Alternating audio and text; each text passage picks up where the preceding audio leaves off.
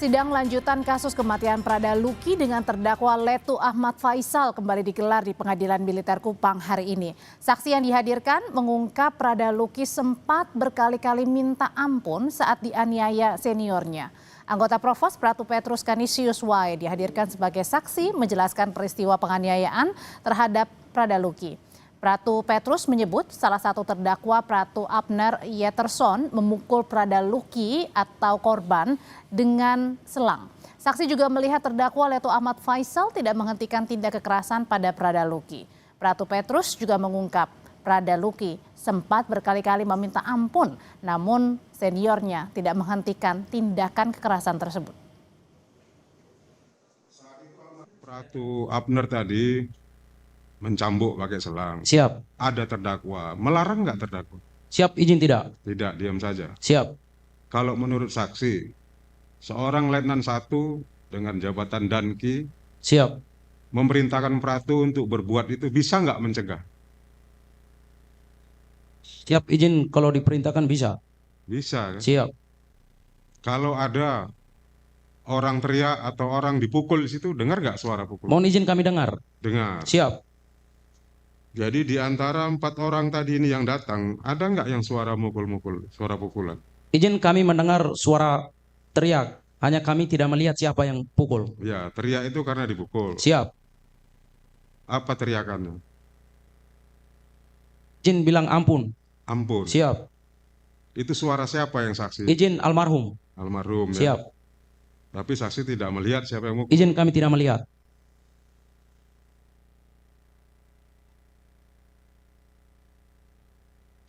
Seberapa sering itu suara pukulannya? Siap, izin yang kami dengar hanya sebentar saja suaranya bilang ampun. Gimana? Izin yang kami dengar dia teriak ampunnya hanya beberapa kali saja. Tuh ya. Siap. Enggak, pukulannya ini tadi loh. Banyakkah atau hanya 2-3 kali yang saksi dengar suara? Mohon izin yang kami dengar banyak. Banyak. Ya? Siap. Terdakwa kasus kematian Prada Luki Letu Ahmad Faisal menyangkal keterangan saksi dalam sidang pembuktian di Pengadilan Militer Kupang. Terdakwa bilang ada 3 ketidaksesuaian pada keterangan saksi. Salah satunya mengenai perintah yang diberikan pada saksi usai memimpin apel malam pada 28 Juli. Saksi yang merupakan anggota Provos mengaku hanya diminta mengantar korban ke ruang staf Intel. Tapi menurut terdakwa saat itu ia memberi perintah untuk menjaga, bukan mengantar. Kami itu memerintahkan untuk para Provos itu bukan hanya untuk mengantar, tetapi melainkan untuk menjaga almarhum di ruangan staf Intel. Maksudnya yang gimana?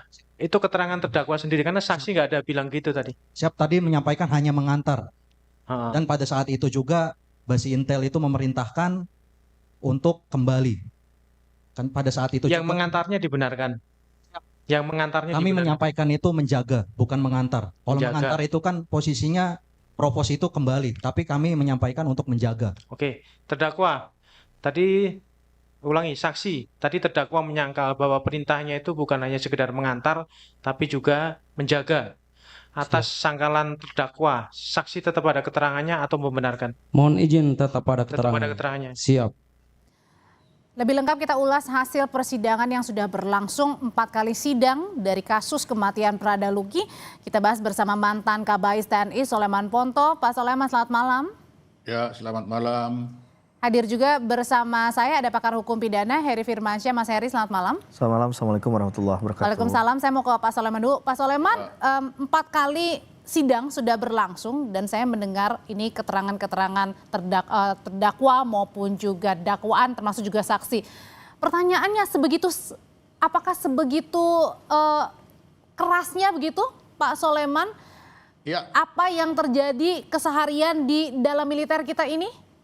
Ya, memang keras. Itu bayangkan, itu teman sendiri kalau ketangkap musuh. Bagaimana? Kenapa? Kenapa sampai sekeras itu, Pak Soleman? Ya itu tadi bilang, kalau musuh yang nangkap, apakah lembut? Pasti lebih keras dari itu kan? Kan standarnya kalau dia tertangkap musuh, pasti akan disiksa untuk minimal ditanyakan di mana pasukan utamamu. Kan itu. Jadi dalam kasus Prada Luki ini dengan keterangan-keterangan yang masih berlangsung ya, sidangnya masih 4 kali dimulai gitu, masih ada sidang-sidang berikutnya dan pemeriksaan saksi lainnya, adalah ini memang sebenarnya dengan keterangan-keterangan ini sebenarnya ini hal yang biasa dilakukan begitu dalam keseharian seorang militer. Di militer itu biasa itu. Itu udah biasa kita itu menerima seperti itu bukan hal yang luar biasa. Itulah sebabnya. Karena kita masyarakat biasa yang mendengarnya luar biasa. Iyalah, kita tentara kok. Kan kita dilahirkan bukan untuk bertempur dengan orang sipil, bertempur sesama militer. Sesama militer ya sama kerasnya. Terbayang enggak kalau kita ditangkap musuh? Kira-kira dipaksa seperti itu enggak? Tapi bukan berarti artinya dengan kekerasan itu menyebabkan orang meninggal ya? Nah itu kan makanya di KUHPM diatur tindakan atasan terhadap bawahan yang mengakibatkan bawahan itu mati, kan itu ada pasal 131 itu 9 tahun. Pak Soleman, tapi bagaimana caranya membedakan antara tadi memang keseharian biasa saja kalau misalnya ada yang salah kemudian ditindak dengan kesengajaan yang berujung pada kematian seseorang? Yang jelas tidak mungkin ada kesengajaan penghukuman itu untuk membunuh orang, itu pasti tidak. Tetapi penghukuman seperti itu untuk pembinaan berujung kematian itu bisa. Tetapi itu direncanakan untuk dimatikan pasti tidak. Itu sudah pasti itu. Tetapi kalau akibat dari penindakan seperti itu mengakibatkan kematian, ya bisa saja. Tapi kan harus butuh bukti dalam juga kan Pak Soleman untuk membuktikan Ya, apakah ada unsur. mau dibuktikan atau tidak, tapi yang jelas tidak mungkin atau tidak ada atasan itu merancang pembunuhan dengan penyiksaan seperti itu, pasti tidak. Tapi kalau merancang untuk pembinaan, iya. Akibat pembinaan itu kelewatan mengakibatkan orang mati, bisa saja. Itu. Itu masuk unsur pidana? Ya masuklah. Kan Oke. ada pasal 131 KUHPM. Kalau pasalnya KUH Perpidana Umum itu 7 tahun cuma 351. Tapi kalau KUHPM 131 itu perbuatan atasan terhadap bawahan yang mengakibatkan bawahan itu meninggal. Itu ada. Oke, Mas Heri, kalau pandangannya Mas Heri sendiri bagaimana sebenarnya? Gimana caranya membedakan antara tadi memang keseharian yang kemudian begitu di dalam militer sendiri itu kemudian merupakan suatu pembinaan dengan unsur kesengajaan nih? Ya, tentu dalam kita melihat ini tindak pidana atau tidak, kita tidak menegasikan dulu lah masalah budaya atau culture yang terbangun di instansi ya, tapi kita melihat perbuatan materialnya bahwa ada yang meninggal dunia. Maka dalam KUHPM tadi sudah disinggung Undang-Undang 31 tahun 1997 kan juga sudah diatur di pasal 131 kan, kalau meninggal mengakibatkan kematian maka sanksi pidananya adalah 9 tahun penjara. Nah, ini jadi hal yang perlu kita catat betul ya, bahwa hal ini pun di dalam KUHPM juga dianggap sebagai satu perbuatan pidana. Masalahnya kan yang tadi pertanyaan Mbak Audrey itu adalah lebih mengarah ini kesengajaan atau tidak, begitu kan? Dia menyebabkan seorang ini sampai meninggal. Ya, kalau kita lihat dari dakwaan itu kan tadi 131 ya, ada penganiayaan yang dilakukan. Nah, penganiayaan yang dilakukan ini pastinya ada unsur kesengajaan ya ketika melihat dari luka-luka yang ditimbulkan. Nah, persoalannya apakah ini spontanitas atau direncanakan tadi kan? Ini yang kemudian harusnya jadi perhatian dalam persidangan. Yang harus diungkap adalah di fakta persidangannya nanti untuk digali lebih jauh dari keterangan saksi begitu ya, hasil bukti visum misalnya yang dimiliki, dan juga mungkin ada informasi-informasi sumber lain yang bisa digunakan dalam memberikan keyakinan hakim untuk memastikan ini ada unsur kesengajaan atau tidak. Karena kalau mau didorong ke arah yang lebih berat, walaupun di pasal 6 KUHPM itu kan ada juga pengaturan mengenai pidana sanksi yang maksimal, yaitu pidana mati misalnya. Tapi kan kalau sudah menggunakan ketentuan pasal 131 ini sudah tertutup kemungkinannya untuk Karena dikenakan pasal pidana mati. penganiayaan maksimal 9 tahun penjara gitu ya. Ya, penganiayaan itu kan berarti ada rentetan kekerasan yang dilakukan ya. Berarti tidak langsung serta-merta menimbulkan kematian. Seperti kalau kita melihat di KUHP ya kan ada 338 pembunuhan biasa dan pembunuhan berencana mort dalam pasal 340 KUHP. Mas Heri, ini gimana caranya membuktikan tadi kan kalau ada unsur dugaan penganiayaannya berarti ada unsur dugaan pidananya. Tapi yang ini dilakukan berjemaah ya 22 orang karena yang sudah ditetapkan sebagai tersangka dan kini sudah terdakwa. Gimana caranya mengetahui ini ada unsur kesengajaan atau enggak? Apakah harus dicari dulu siapa dalangnya, otaknya? Ya, jamaah ini biasa kalau berpikir buat positif ya. Tapi kan yang dimaksud tadi Mbak Audrey adalah dilakukan secara bersama-sama dan lebih dari satu orang pelaku. Maka memang tentunya pasti ada katakanlah orang yang sebagai aktor intelektualnya lah begitu ya. Orang yang sebenarnya dari awal punya peran paling Harus dominan. diketahui dulu itu juga? Ya, peran paling dominan. Mungkin dalam proses penyidikan kan tidak langsung serta-merta bisa menemukan hal itu, Mbak Audrey. Itu secara teori memang demikian. Tapi pada faktanya ketika kita bicara tentang penyidikan ini kan kayak kita menemukan puzzle dan ingin menjawab dari puzzle itu kan mana yang bagian wajah gitu kan, body sampai kepada tubuh bagian belakang ekor misalnya kalau dia punya ekor begitu. Jadi hal ini menurut saya sah-sah saja misalnya menyasar pada tidak langsung atau tidak bisa langsung ditemukan ya pelaku intelektualnya. Tapi dari keterangan-keterangan tadi itu kan akhirnya mengerucut pada satu kesimpulan kan bahwa ada pihak yang mungkin mengkomando hal itu. Nah ini yang menurut saya perlu untuk lebih diuraikan, lebih dieksplorasi dalam sidang pengadilan nanti. Dan kemungkinan ini adalah atasan begitu, tidak tertutup kemungkinan untuk bawahan-bawahan kan yang mengeksekusi langsung begitu? Ya bisa saja, tapi dalam KUHP itu kan sebenarnya ada juga tidak hanya delik komisi ya, ada istilahnya delik omisi, nanti izin Pak Sulaiman mungkin juga bisa menyampaikan begitu kan.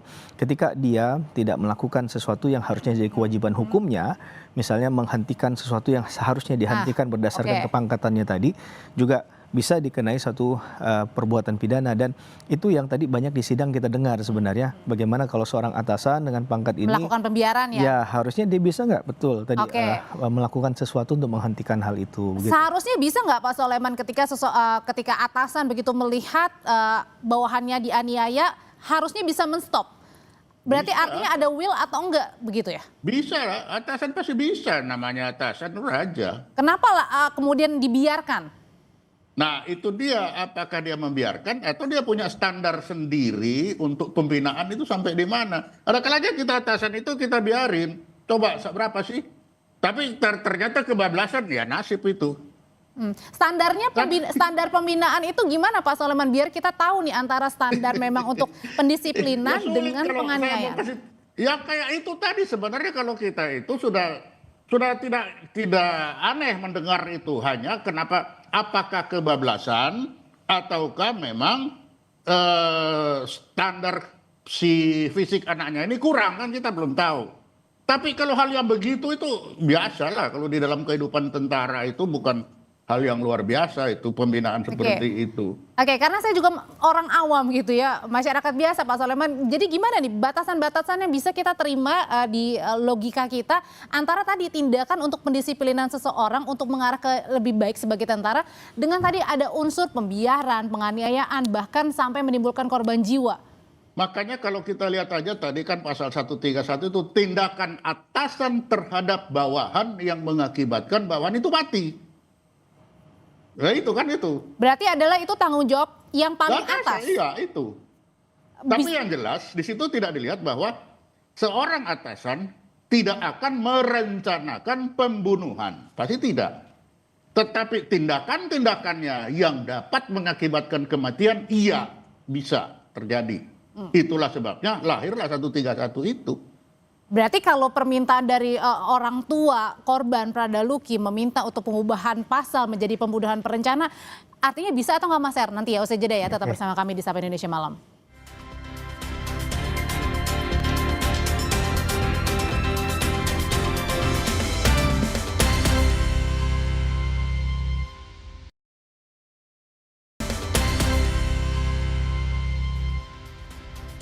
melanjutkan pertanyaan saya sebelumnya, Mas Heri, berarti kalau dari permintaan orang tua adalah mengubah untuk pasal pembunuhan berencana, ini artinya tidak dapat terrealisasi, berhenti pada penganiayaan bersama-sama ini?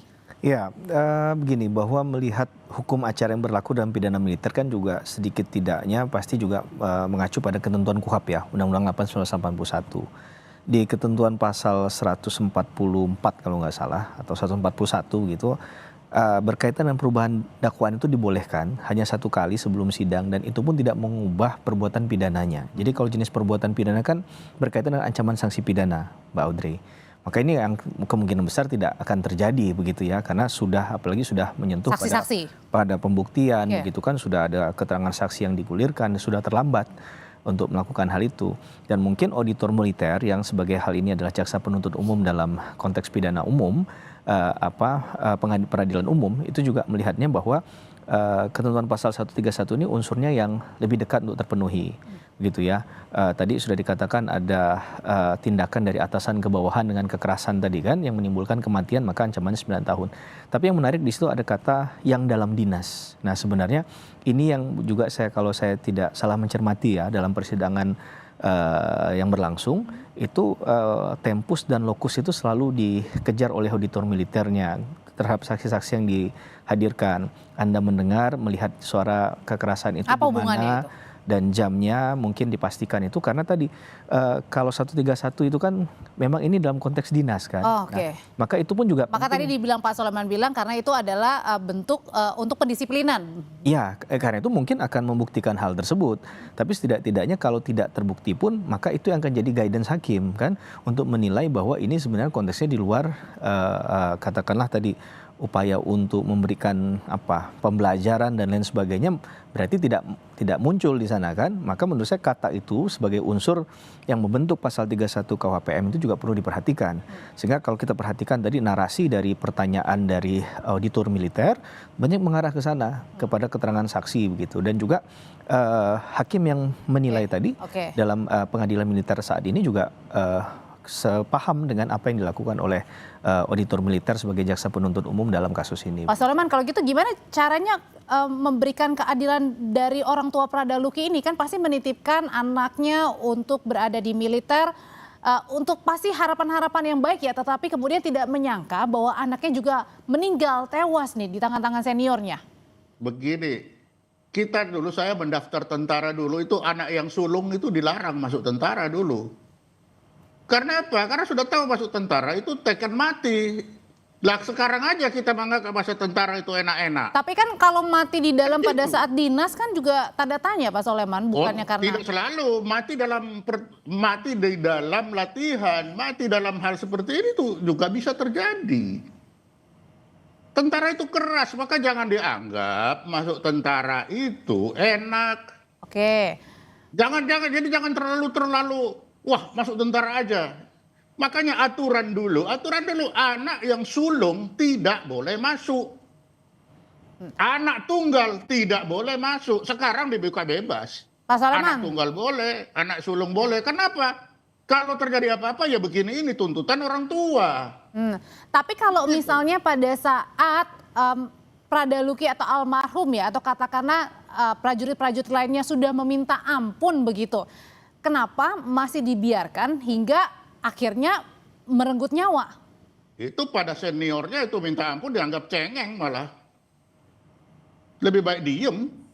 Pengalaman saya ya, lebih baik saya diem. Semakin saya ampun senior, tambah diajar. Kamu gitu aja cengeng. Nah itu. Baru kita, belum kalau musuh. Kamu kasih tahu tentu tempat kita. Nah itu kan gitu. Jadi standarnya jangan melihat standar orang sipil, standar lihatlah kalau dia tertangkap musuh, seperti apa musuh memperlakukan dia itu untuk mendapatkan keterangan. Misalkan di mana teman-temanmu posisinya? Lah kalau baru sebentar dipukul langsung dia baik. Menyawa, kan kacau itu, hancur semua teman. Tapi kalau menurut pandangan Mas Heri sendiri, apakah harus ada mungkin ya tidak terlalu keras-keras banget atau gimana nih? Enggak, supaya karena kan ini kan bukan tewas karena di medan perang, tapi ini karena pada saat dinas sendiri. Ya, kalau kita mengacu pada mungkin nanti akan harus by data ya, datanya misalnya ini bukan hanya sekali terjadi, maka harus ada evaluasi. Nah, ada nggak evaluasi itu agar kemudian tidak terulang kembali korban yang jatuh? Atau tadi saya sepakat dalam proses pemilihan katakanlah calon anggota TNI itu diperhatikan betul masalah fisik tadi kan, dan juga ada nggak surat ya katakanlah ya Eka ya maksudnya surat dalam hal ini kesepakatan dari pihak orang tua dan lain sebagainya terhadap apa yang terjadi selama proses berlangsungnya kedinasan tadi begitu ataupun selama dia bertugas. Nah ini kan sebagai orang sipil tentu saya menganggap hal ini sama seperti Pak Audrey, sesuatu yang luar biasa karena kita tidak terbiasa dengan hal semacam itu begitu, tapi ketika ditarik ke ranah militer ini kan pandangannya berbeda. Nah ketika militer juga yang menyidangkan, pelakunya militer, korbannya militer, terjadi di tempat militer, nah ini kan seharusnya ada sense yang tidak hanya nanti bicara dalam konteks militernya saja kan, tapi juga sisi kemanusiaannya dan juga batasan tadi agar jelas sebenarnya batasan itu seperti apa untuk melakukan pembelajaran. Kalau ada kesalahan kan mungkin baik sampai maksimalnya ya, ada kesalahan berat, ada kesalahan sedang, ada kesalahan ringan kan. Ini masuk kategori yang mana? Maka kita harus tahu pelanggaran apa yang dilakukan dan aturannya secara teknis, secara tertulis itu apakah memang sudah diatur terkait hal itu. Sudah diatur belum enggak sih Pak Soleman? Ya. Itu tadi saya bilang kan sudah ada, makanya di tentara itu undang-undang disiplin maupun pidana itu undang-undang. Kalau pelanggaran misalnya kategori berat, sedang, ringan sampai ke berapa kali, berapa hari misalnya? Ya itu sangat tergantung komandannya, tergantung saya, Ankum. Kalau kamu gitu aja udah nangis, tampilin lagi. Berarti kalau dalam kasus ini ada 22 orang yang atau 22 anggota TNI aktif yang sudah ditetapkan sebagai tersangka dan sekarang terdakwa, yang paling bertanggung jawab ini adalah senior atau yang paling atas? Ya kita bisa lihat aja di persidangan siapa yang nyuruh, apakah wah ini anak sudah sekarat kok nggak ditolong atau di apa, ya kita lihat aja di waktu di persidangan itu. Kan kita tidak bisa dari luar melihat seperti itu, nggak bisa. Tapi kalau ada seperti itu, kalau tanya ke saya, bagi saya ya biasa, memang kita pernah merasakan seperti itu. Belum disetrum lagi, belum di apa. Oke, tapi Pak Soleman ini kemudian terungkap nggak dalam sidang? Karena kan ini ada anak buahnya juga, artinya pangkatnya yang lebih di bawah daripada seniornya. Apakah berani? Tadi kan sudah dibilang, perbuatan atasan terhadap bawahan dalam masa dinas. Nah masa dinas di tentara akan bilang, dinas 24 jam dinas itu. Itu kalau mau diambil, betul itu tadi ada. Dalam masa dinas. Dan dinas apa? 24 jam dia dinas. Nah, jadi sangat di tentara itu ya begitu itu. Makanya jangan enak-enak kalau masuk tentara harapannya ketinggian, jangan. Segala macam situasi bisa terjadi seperti ini. Kita aja yang merubah aturan. Coba lihat. Meskipun juga tidak dibenarkan ya Pak ketika ada korban jiwa juga nih. Ya memang tidak dibenarkan, makanya aturan itu ada. Aturan itu kan ada karena ada kecelakaan itu. Tapi coba baca 131. Perbuatan atasan terhadap bawahan dalam dinas mengakibatkan orang itu mati. Coba lihat itu. Artinya ada perbuatan atasan yang dapat membuat orang itu mati. Tapi yang jelas seorang atasan tidak akan merencanakan membuat anak buahnya mati. Tidak mungkin ada. Tapi kalau dia keras terhadap anak buah yang tiba-tiba mati, ya itu sangat mungkin jadi. Itu bisa dibuktikan nggak Mas Her? Nanti dalam persidangan ini yang sedang berjalan antara tadi unsur kesengajaan, pembiaran, perencanaan dengan yang tadi tidak akan membiarkan seseorang itu sampai meninggal. Iya, sangat mungkin melihatnya kan rangkaian perbuatan yang dilakukan ya. Berapa lama penyiksaan itu dilakukan misalnya demikian. Apakah cuma 1 jam atau melebihi 1 jam? Dan seterusnya gitu. Kemudian apakah cuma 1 orang, kemudian ada berduyun-duyun lagi kelompok lain yang juga melakukan aksi kekerasan lanjutan. Dan ini juga menurut saya jadi satu rangkaian perbuatan yang akan jadi penilaian hakim nantinya. Dan auditor militer sebagai posisi untuk melindungi dan melakukan perjuangan terhadap keadilan bagi korban pasti akan berusaha untuk mengungkap fakta-fakta tadi ya, dengan dasar itu sebagai pedoman nantinya bagi hakim dalam memutus, Mbak Audrey gitu. Gimana kalau gitu juga pertanyaannya gimana kalau tadi karena masih dalam berdinas itu merupakan sesuatu hal yang biasa, gimana caranya juga membuat orang tua korban ini merasa ya lega dengan keputusan maksimal nanti pada saat vonis? Iya, sekarang bola yang menggelinding ini mengarah kepada hakim ya, karena hakimlah yang nanti akan memutus melalui ira-ira putusannya, pertimbangan hukum hakim untuk menilai keadilan apa yang pantas bagi korban. Harapan korban pasti sama yang diwakili oleh keluarga, yaitu dihukum seberat-beratnya. Bahkan mungkin tidak hanya pidana pokoknya saja, karena kan ada pidana tambahan tuh dalam pasal 6 KUHPM. Termasuk sanksi paling beratnya menurut saya adalah pemecatan secara tidak dengan hormat. Artinya dari kalau dinas dipidana TNI. maksimal 9 tahun itu tidak memuaskan, bisa saja pecat Dan dari plus, kedinasan ya? jadi plus, Oh, itu plus, ya. oke. Ditambah dengan hal itu. Belum lagi karena sekarang ada restitusi misalnya yang diupayakan lewat LPSK. Nah, saya tidak tahu apakah hal itu akan diupayakan dari awal atau tidak. Tapi setidaknya peluang tadi untuk tadi pertanyaan Mbak Audrey untuk memenuhi rasa keadilan bagi keluarga korban Oke. gitu, yang ditinggalkan. Oke, kalau gitu singkat saja Pak Soleman, perlu ada evaluasi nggak untuk terkait dengan tadi ya, pada saat untuk pendisiplinan, kemudian mungkin agak sedikit dilonggarkan atau mungkin ada rule-nya yang mana sedang berat Kalau kategori saya pelanggaran? yang mau masuk itu, ya hitung diri baik-baik lah. Ya itulah tentara ya begitu. Tentara satu orang dipukul 22 orang, 20 orang biasa kok itu. Bukan hal orang biasa. Kalau banyak itu lawan satu, bukan hal yang luar biasa. Itu biasa. Makanya kalau yang mau masuk, betul-betul siapkan fisik, siapkan mental, termasuk orang tua, siapkan semua mental. Masuk tentara bukan untuk masuk enak-enakan, tapi ya seperti begitu. Meskipun tidak kita benarkan juga ya, sampai menyebabkan korban Ya, jiwa. bagi saya dibenarkan karena kita berhadapan dengan musuh. Jangan sampai kita menurunkan standar hanya gara-gara 1-2 orang. Gak bisa begitu. Baik, sudah kita tangkap pesannya. Terima kasih Pak Soleman, Mas Heri, terima kasih. Selamat malam, Bapak. Sama-sama. Terima kasih. Setelah ini